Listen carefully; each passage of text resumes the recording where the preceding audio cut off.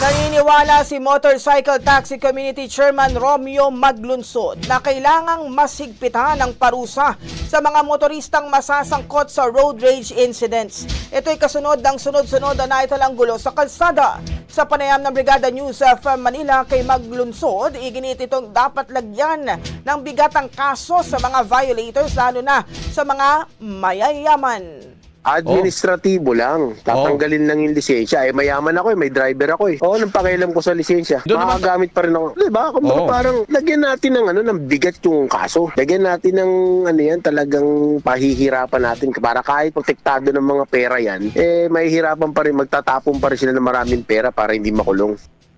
Ronda Brigada.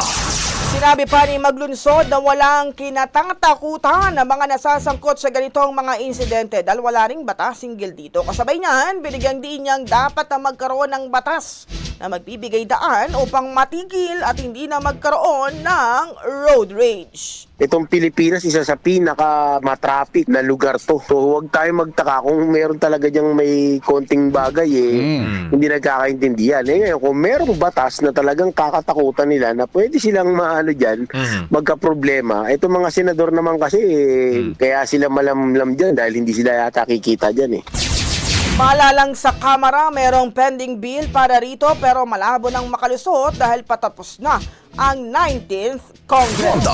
Ang bahaging ito ay hatid sa atin ng Yummyvit ES2 Oral Drops. Simulang tuparin ang pangarap ng iyong anak. And stunting now,